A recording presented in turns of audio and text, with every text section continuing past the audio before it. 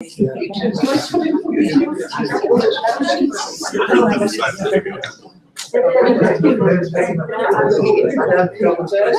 we should have a picture streaming now, and I hope that this time the ladies at the other end are now watching the right stream.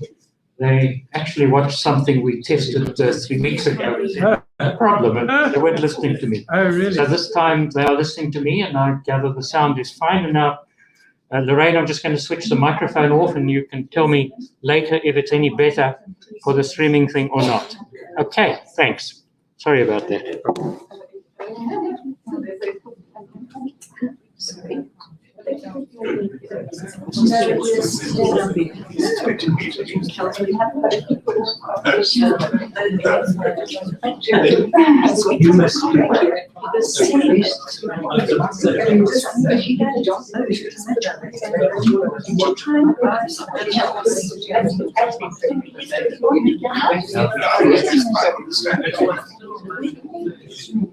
Hey, more for this.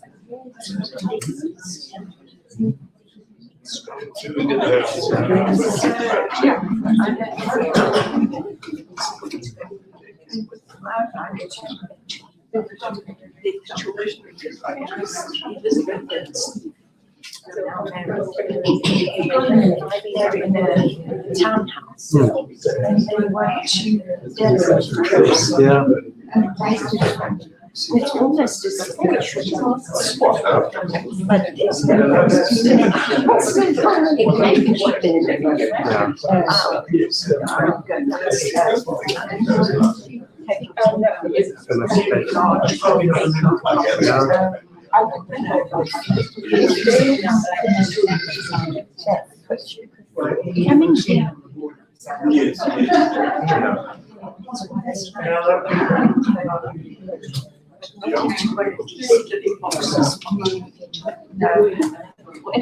here. It's a picture.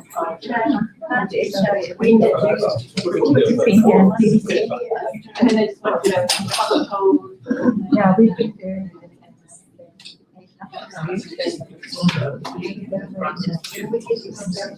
You have to love the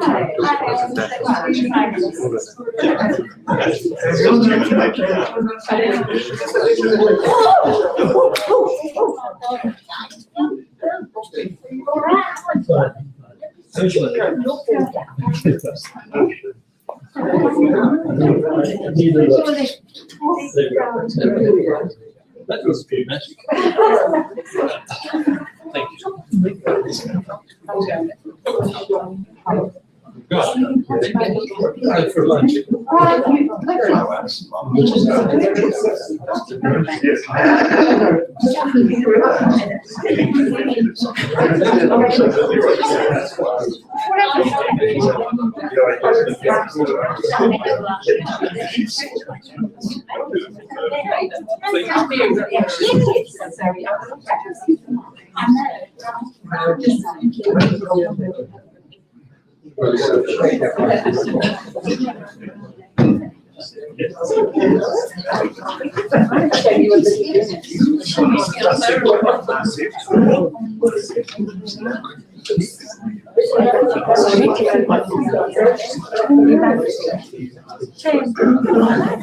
Yeah, I think it's okay.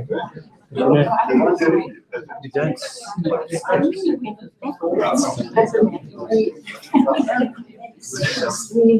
sometimes I see the difference sometimes.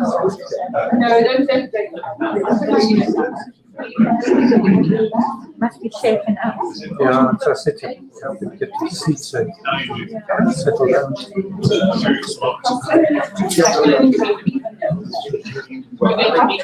It's funny, we haven't seen a lot of these people for a year. And we get TV,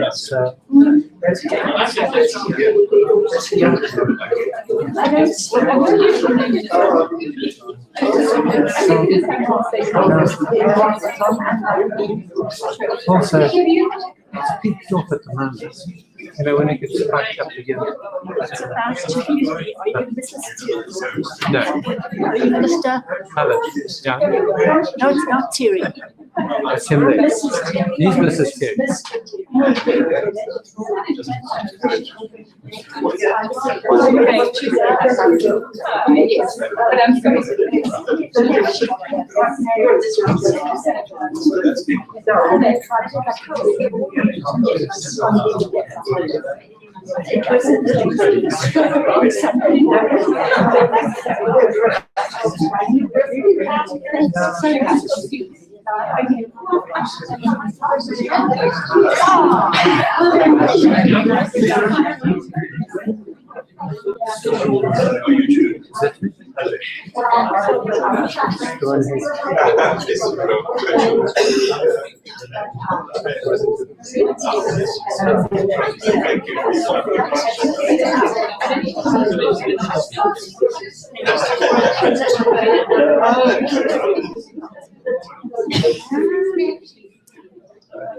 That working the other end?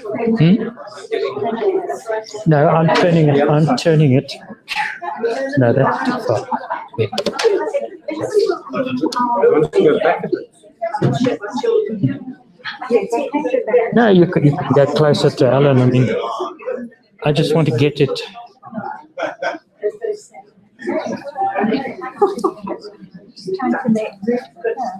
This is Terry. This is Terry.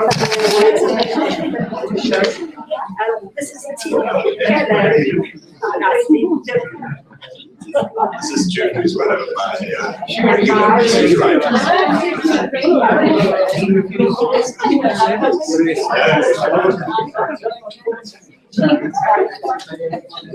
Don't touch all the fans anymore. Don't take all the fans anymore. Not at our age.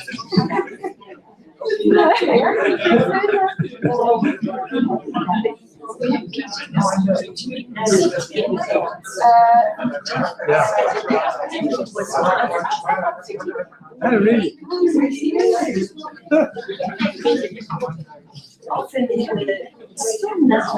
Some others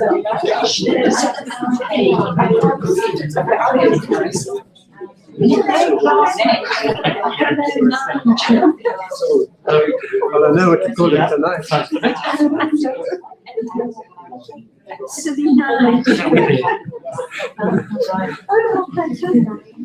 How's the young son? Hello, you're thinking you. Good. Do you want me to use the microphone? We will use it tonight. That's right, I use this one. You can use it as well. Yeah, it didn't make any difference. Can maybe Yes, yeah, do it. What, do it now? Yeah,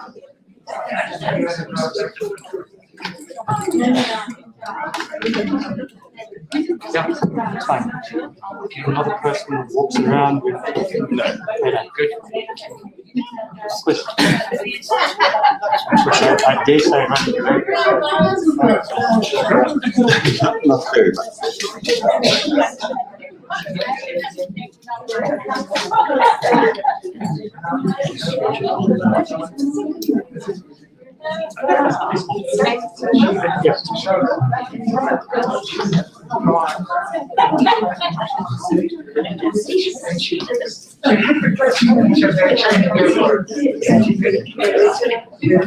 That's perfect.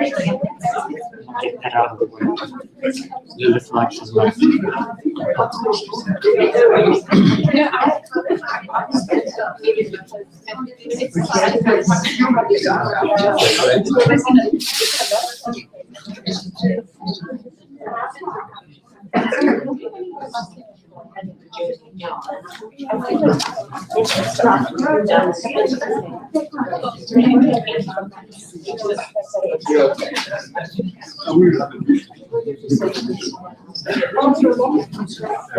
It's interesting.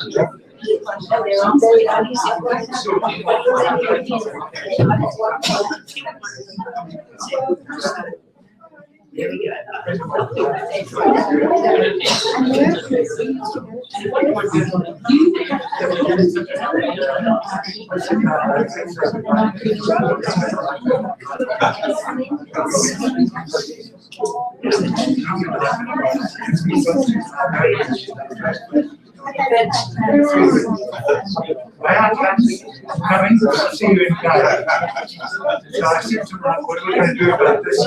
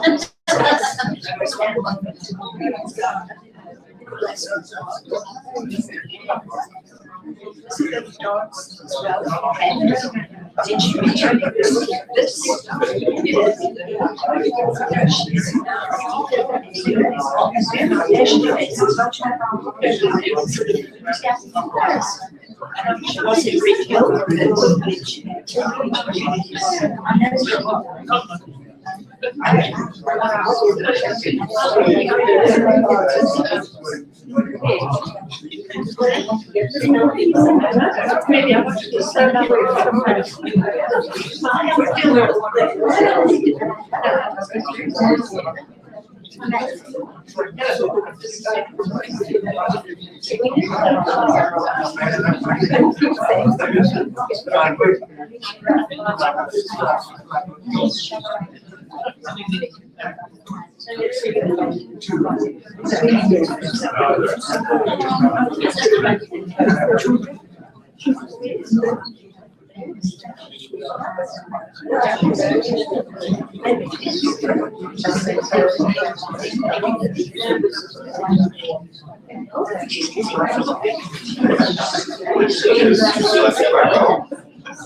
John, did you use the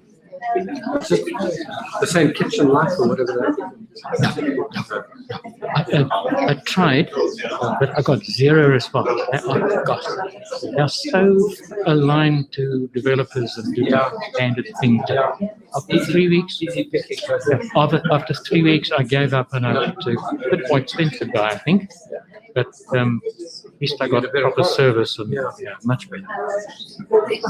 And quality also is excellent. The guy comes in every afternoon and picks out what people are doing wrong and he can fix it. The quality assurance is huge. They'll get away with it. Yeah. This chap is doing a good job with that.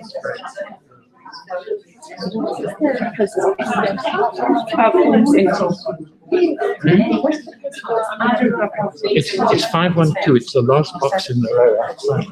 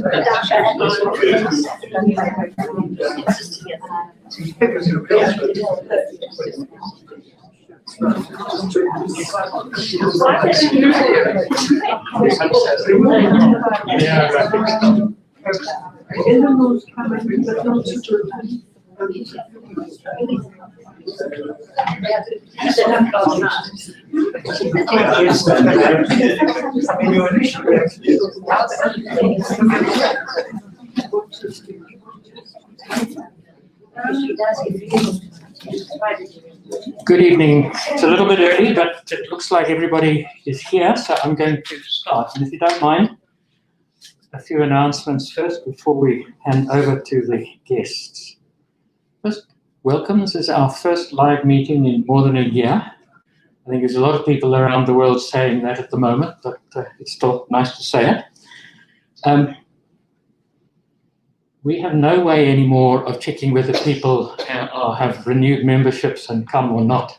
So please, if you haven't renewed your membership, please remember to do so. As you've noticed me running around in the last half an hour, I'm using a different system straight onto YouTube this evening to try and simplify the streaming and the problems that happen at the other end. I hope it works. For the viewers online, I should take this off. You can probably use the chat system of YouTube to send comments or questions if you want to, and I can then relay them later on. And then lastly, one other thing. With all the U3As around the country using virtual meetings, they're organizing these meetings for much larger numbers of people than their normal things. And I keep getting every couple of days invitations to various meetings in Cape Town, particular, East Rand. For example, there's one, I think, next Tuesday, where one of the Daily Maverick or Mail and Guardian journalists is talking about the Vaal River pollution.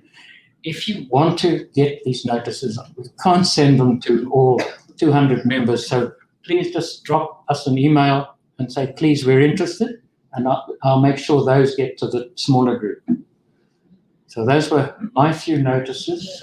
Lilith, would you like to take over? And then I can see. Oh, Sorry. Yeah, that's for okay, your good. life. That's okay. Thank you.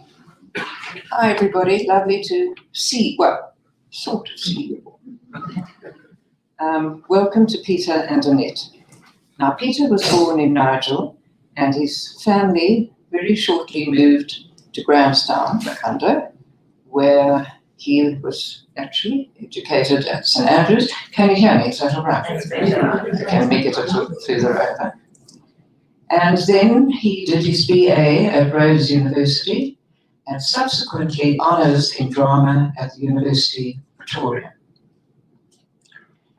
Peter's married to Annette, sitting here in front of us, who was a ballet dancer with PACT and performing Arts Council of the Transvaal, as I'm sure you know.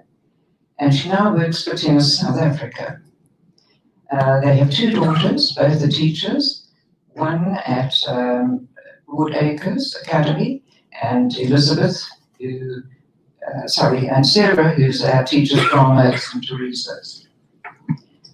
Peter's worked in the entertainment industry for nearly 50 years, having been with PACT and the State Theatre from 1972 to 2000, and a director, playwright, and later artistic and administrative head of drama. Since 2000, he has continued to freelance in the theatre primarily as an actor. His one-woman play, Immortal, was invited to be on the official program on the National Performing Arts Festival in 2016. In television, he has appeared in a wide range of local and international productions. He's probably best known as, by people with long memories, as Nigel. There had to be a connection with Nigel in the long-running CTM tile commercial. I think somebody remembers that. And of course, Peter has worked extensively as a voice artist during the past 30 years, specializing in nature and wildlife documentaries, including a number of award-winning films for National Geographic and Animal Planet. Since 2017, Peter has been a presenter at Classics 1027. And I think most of us have spent our weekends in bed with Peter on Saturday or Sunday. Now, before I hand over to him, bring out the tissues. Thank you, Peter.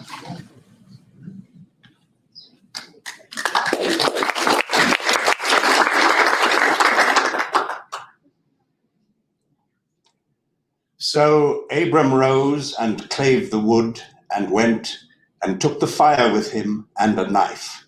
And as they sojourned, both of them together, Isaac the firstborn spake and said, My father, behold the preparations, fire and iron, but where the lamb for this burnt offering? Then Abram bound the youth with belts and straps, and builded parapets and trenches there, and stretched forth the knife to slay his son. When lo, an angel called him out of heaven, saying, Lay not thy hand upon the lad, neither do anything to him. Behold, a ram, caught in a thicket by its horns. Offer the ram of pride instead of him. But the old man would not so, but slew his son and half the seed of Europe, one by one. We all grew up with various myths and legends about the First World War, a terrible, futile, pointless 4 years of slaughter. The Great War, the war to end all wars, in which were planted the seeds of the Second World War.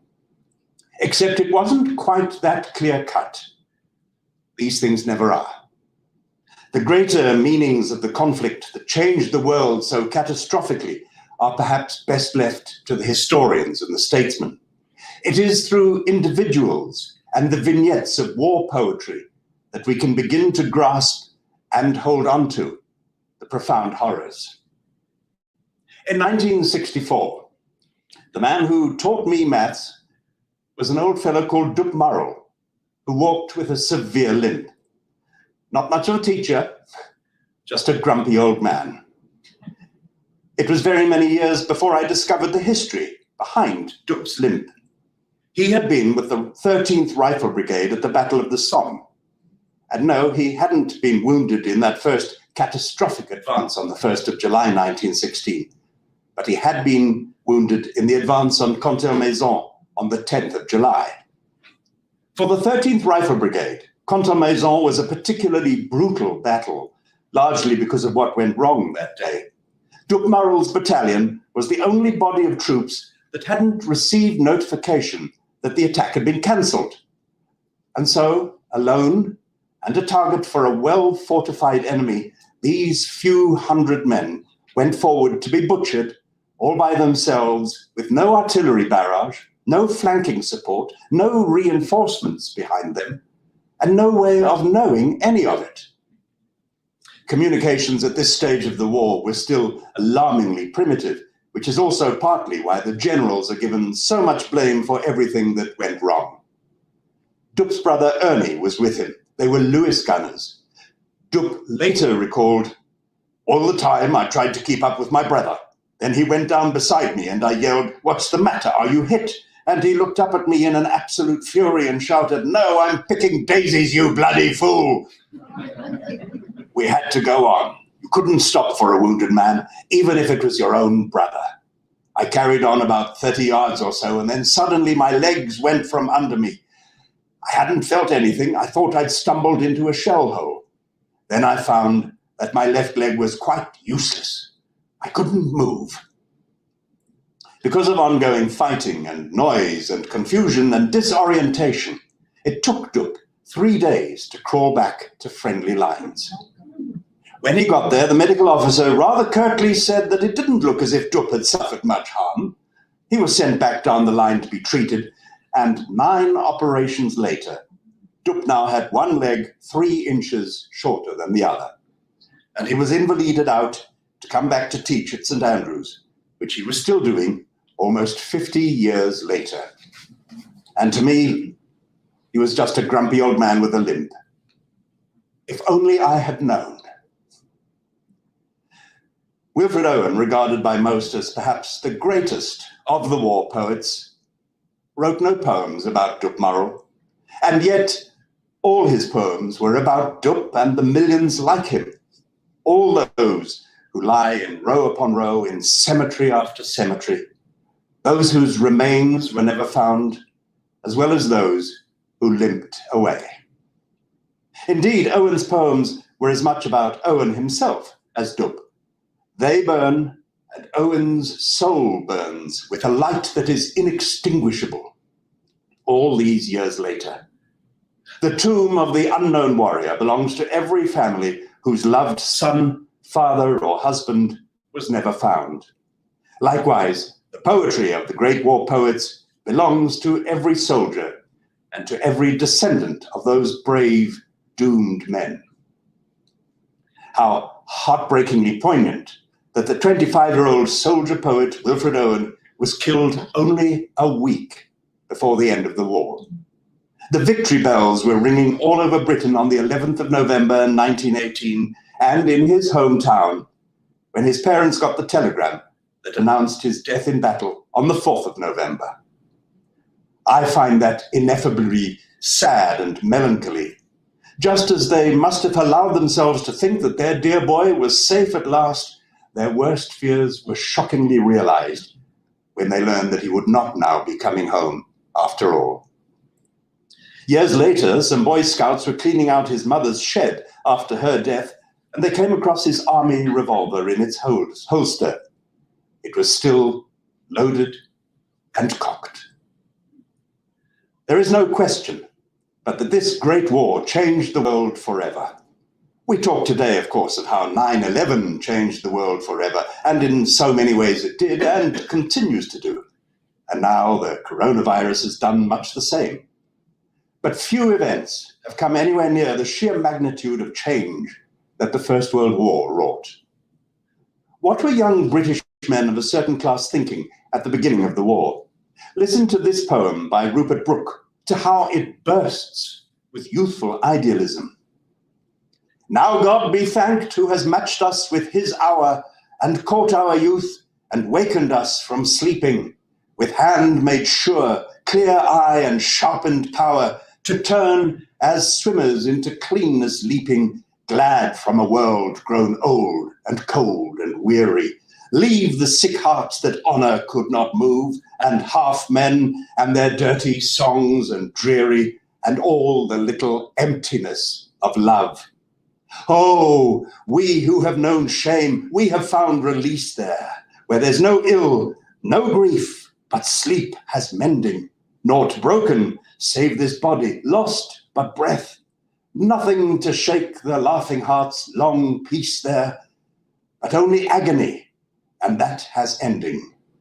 And the worst friend and enemy is but death. On the 3rd of May, 1915, 106 years and 2 days ago, John McCrae wrote his famous poem In Flanders Fields. In Flanders fields the poppies blow, between the crosses, row on row, that mark our place. And in the sky, the larks, still bravely singing, fly scarce heard amid the guns below. We are the dead. Short days ago we lived, felt dawn, saw sunset glow, loved and were loved, and now we lie in Flanders fields. Take up our quarrel with the foe. To you from failing hands we throw the torch. Be yours to hold it high. If ye break faith with us who die, we shall not sleep, though poppies grow in Flanders fields. And then listen to this chilling couplet from none other than Rudyard Kipling, whose son John was killed at the Battle of Loos in September 1915, just after his 18th birthday. If any question why we died, tell them because our fathers lied. And then listen to this chilling extract from the 1919 poem Aftermath by Siegfried Sassoon. Do you remember the dark months you held the sector at Mametz? The nights you watched and wired and dug and piled sandbags on parapets? Do you remember the rats and the stench of corpses rotting in front of the frontline trench? And dawn coming dirty white and chill with a hopeless rain? Do you ever stop and ask, is it all going to happen again?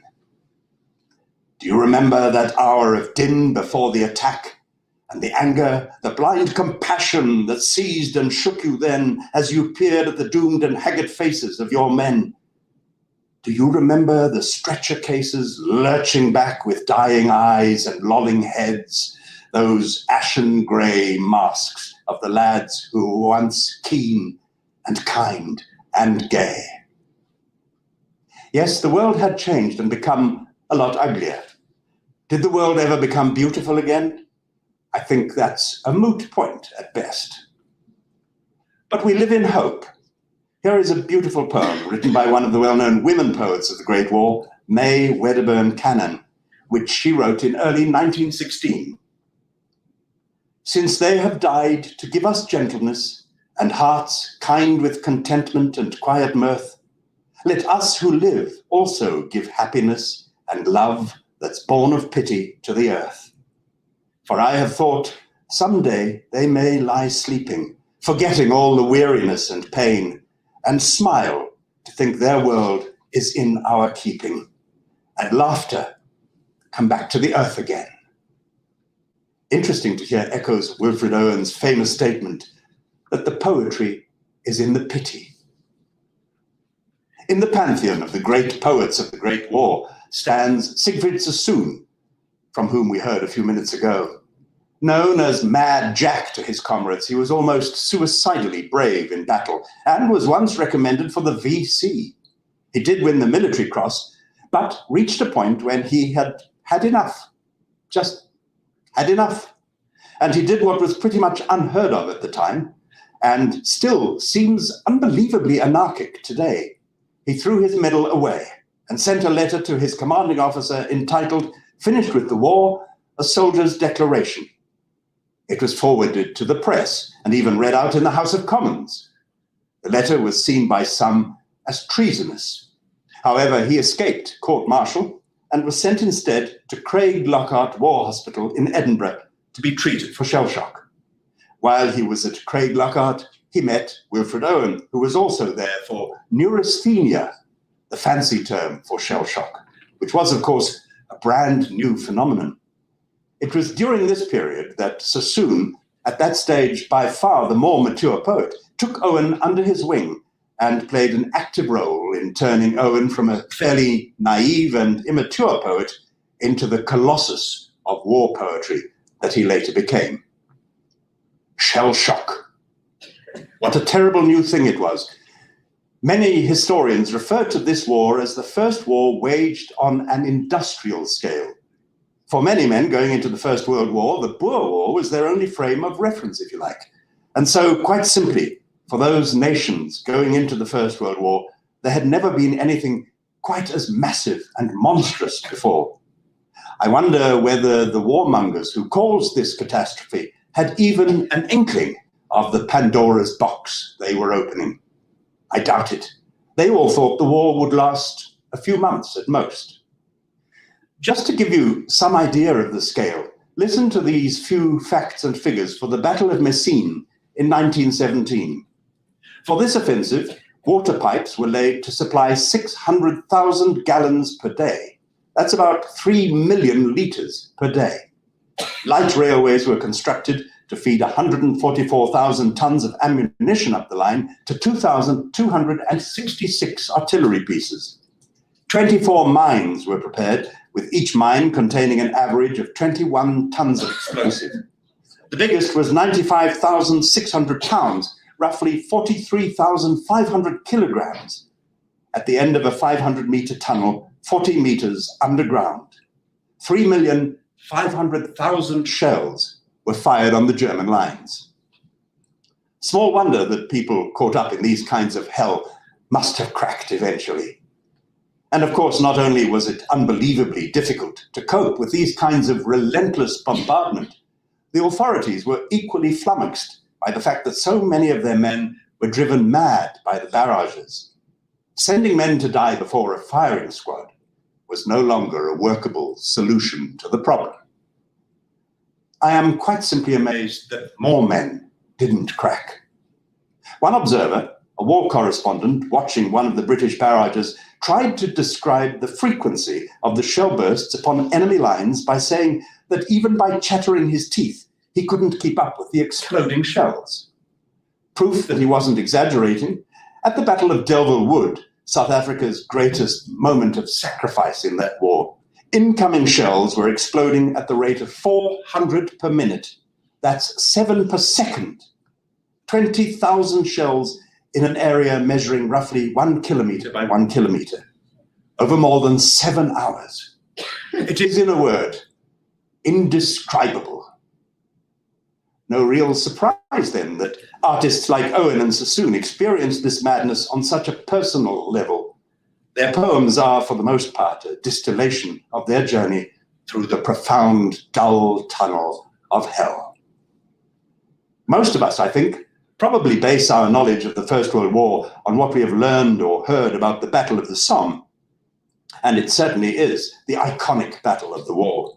It is, of course, the battle that is famous for its 57,000 British and Allied casualties on the first day alone, of whom 19,000 were killed in action.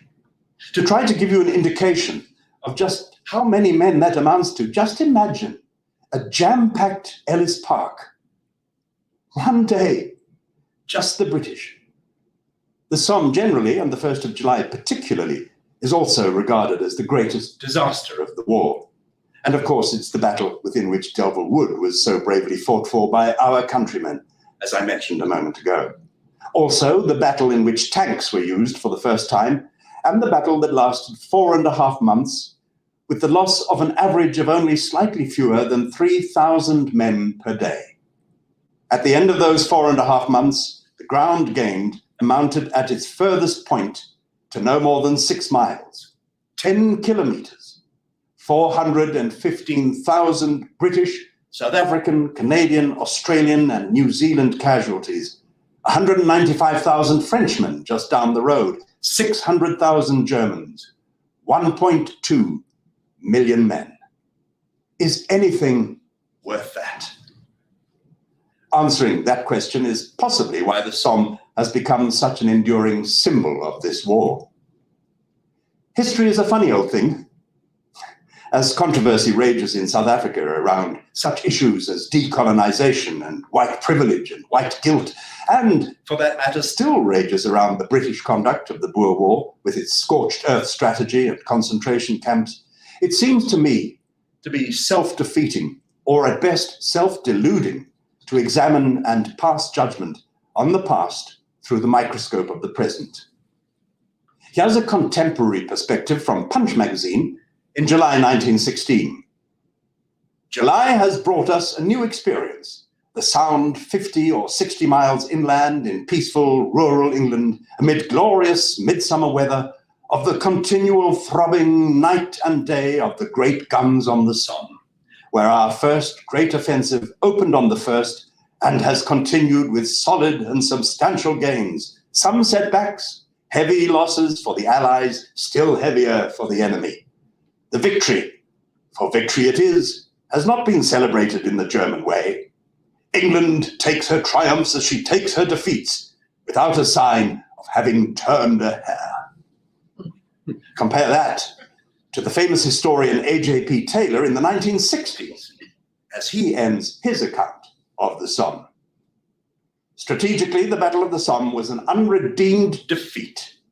It was supposed to have worn down the spirit of the German army. So no doubt it did, though not to the point of crippling the army as a fighting machine. The German spirit was not the only one to suffer. The British were worn down also. Idealism perished on the Somme. The war ceased to have a purpose. It went on for its own sake as a contest in endurance. After the Somme, men decided that the war would go on forever. And that's the kind of perception I grew up with, as did so many of perhaps our generation. Haig and the top brass universally reviled and despised, the sheer existential horror of endless and pointless killing etched into our minds.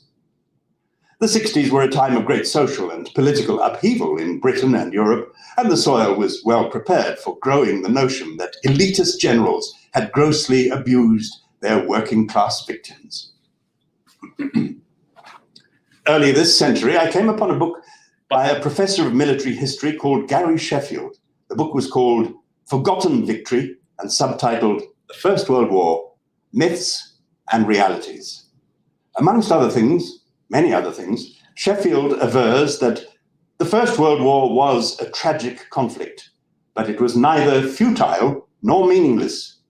Britain's achievements have become obscured by myths. For instance, the image of the British Army of 1914 to 1918 as being inept lions led by donkeys is highly misleading. In fact, against a background of revolutionary changes in the nature of war, the British Army underwent a bloody learning curve and emerged as a formidable force. In 1918, this much maligned army won the greatest series of victories in British military history. And so, history once again undergoes a substantial shift. People have begun to revise their attitudes to the war to end all wars, and expert historians like Gary Sheffield have played a major role in forcing people like me to re-examine casually held views or the views of popular historians easily adopted as one's own. Regardless of one's views on the success or failure of Haig and his army, the fact is that ordinary men waged war from their own individual viewpoints. And that viewpoint was usually one of mud, stinking, waterlogged trenches, bombs, machine gun bullets, rotting corpses, rats, lice, running sewage, lousy food. No big pictures. Battles to gain 100 yards or less of shell-battered ground, only to lose it a day or two later. Friends and brothers dying wretched deaths far from home in a war they pretty much couldn't quite comprehend. Not surprising then that Wilfred Owen could write in his poem called The Next War, "Out there we walked quite friendly up to death, sat down and eaten with him, cool and bland, pardoned his spilling mess tins in our hand. We've sniffed the green thick odor of his breath. Our eyes wept, but our courage didn't writhe. He spat at us with bullets and he's coughed shrapnel. We chorused when he sang aloft. We whistled while he shaved us with his scythe. Oh, death was never enemy of ours. We laughed at him, we leagued with him, old chum. No soldiers paid to kick against his powers. We laughed, knowing that better men would come and greater wars. When each proud fighter brags, he wars on death for lives, not men for flags." Isaac Rosenberg, the Jewish poet with South African connections, wrote arguably one of the most horrific poems of the war called Dead Man's Dump. It's almost a worm's eye view of the conflict and the existential meaninglessness of each soldier's experiences. Few poets knew better than Rosenberg how terrible the Great War really was. For unlike almost all of the other major English poets to serve in the war, such as Wilfred Owen, Rupert Brooke, Siegfried Sassoon, Rosenberg was not an officer but a private, which meant that he was exposed to the full awfulness of army life. In these few lines from Dead Man's Dump, which is a much longer poem, there is something so stripped down, so cold, so distant. A man's brains splattered on a stretcher-bearer's face. His shook shoulders slipped their load, but when they bent to look again, the drowning soul was sunk too deep for human tenderness. They left this dead with the older dead, stretched at the crossroads. Burnt black by strange decay, their sinister faces lie, the lid over each eye. The grass and coloured clay more motion have than they, joined to the great sunk silences. Here is one not long dead. His dark hearing caught our far wheels, and the choked soul stretched weak hands to reach the living word the far wheels said. The blood-dazed intelligence beating for light, crying through the suspense of the far torturing wheels, swift for the end to break or the wheels to break, cried as the tide of the world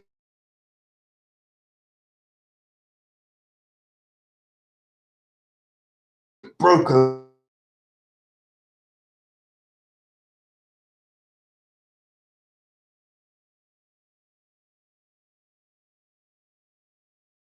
over his sight. Will they come? Will they? The quivering bellied mules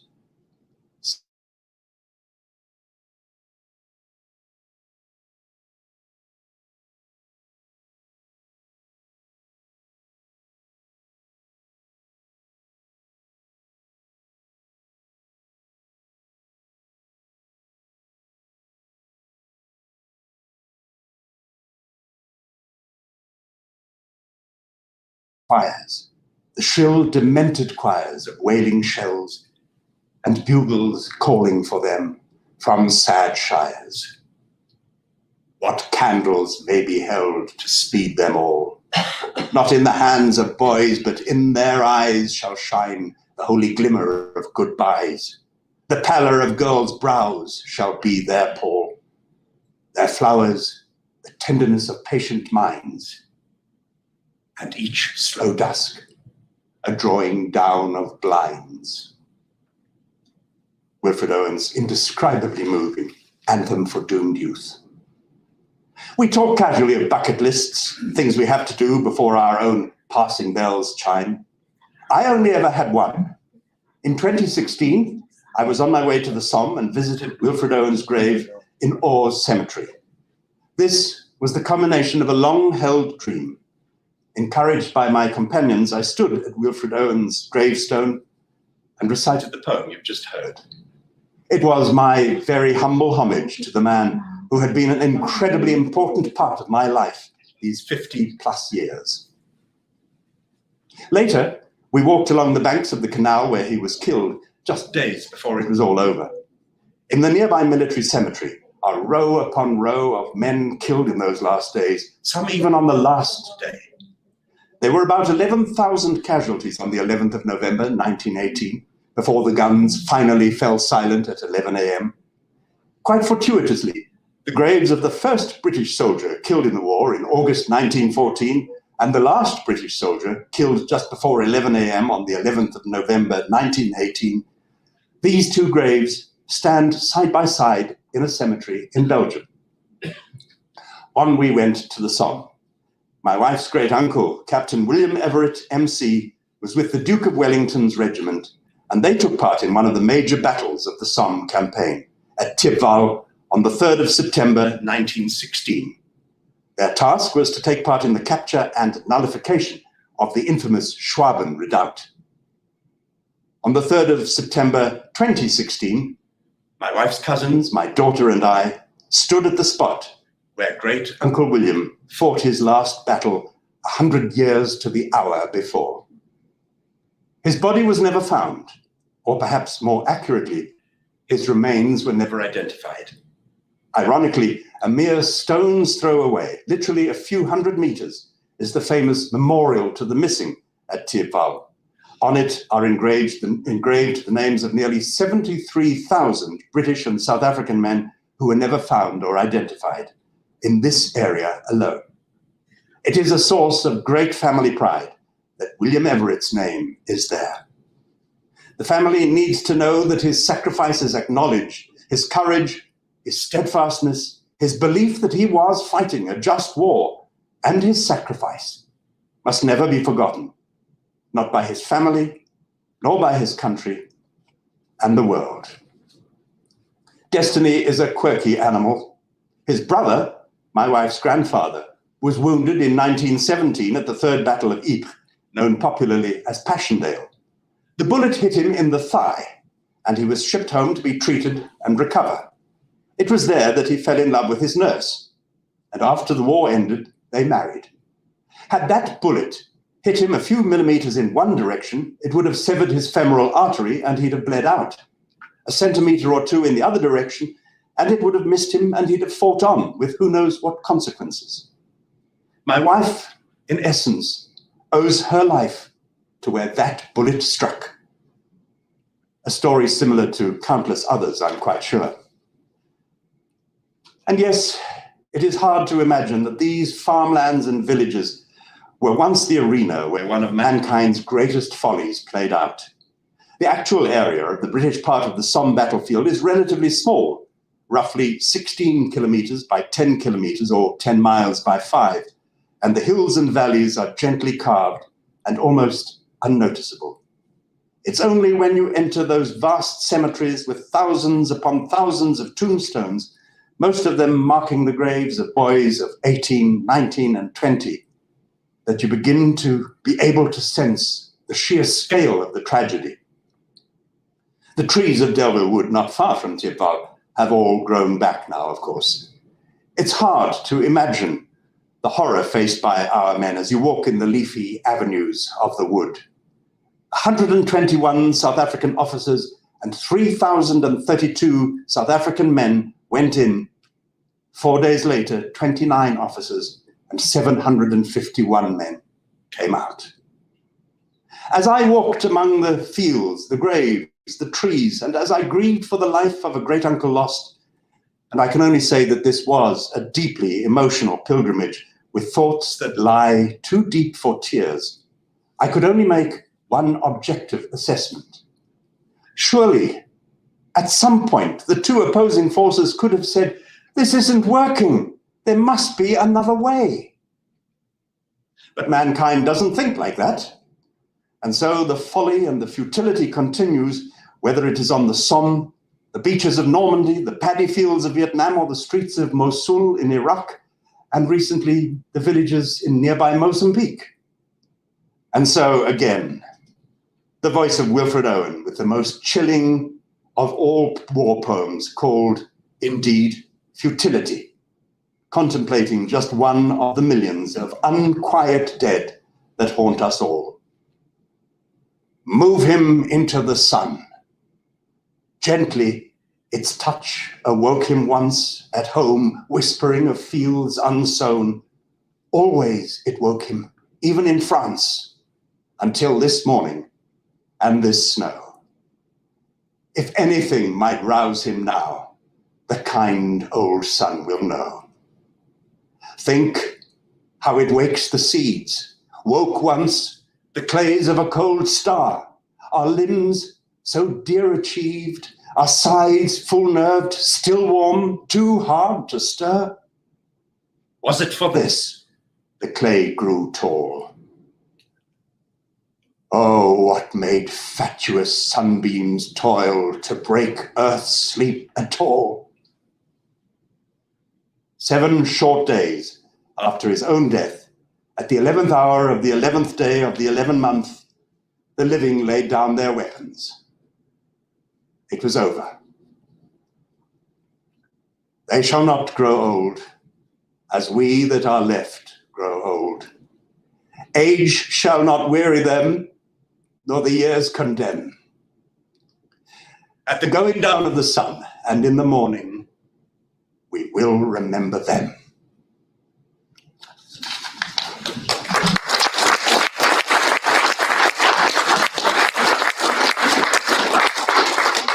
We're going to take questions here or from the computer. What do you suggest? From the audience, there's All right. nothing on the computer. Questions, and please, you have to really put your hand up for me to see it all.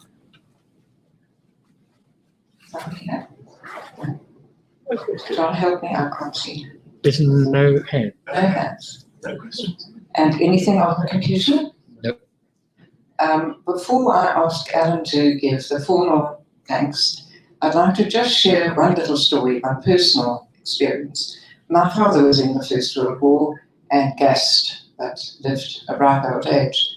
But more than 61 years ago, Colin and I and a friend, as a lot of you know, were on an overland trip, and we were at Alamein, another war, another time. But we came upon a gravestone, a simple white cross in the British Cemetery, and that description or the message has never left me. How went the day? I died, and you not. But well or ill, freedom, for you I died. And then in 1992, I took a group to Egypt on an archaeological tour, and 2 of my ladies said, we lost fiancés in the Second World War. Any chance of going to see finding their graves? The caretaker of the cemetery was on lunch, so 38 of us fanned out the rows and rows of white crosses. And I said, please look for my soldier, and they found their fiancés. So I think, we all have a lot of memories. Alan, may I call on you to thank our speaker?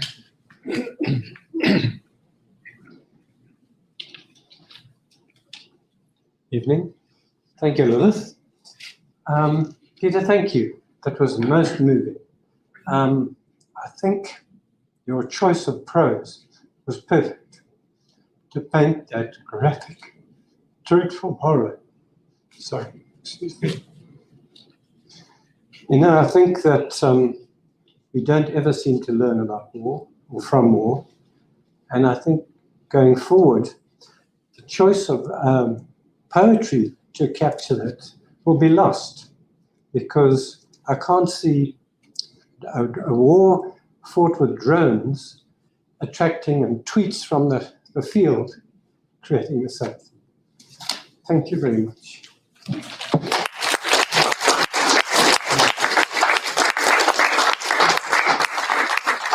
I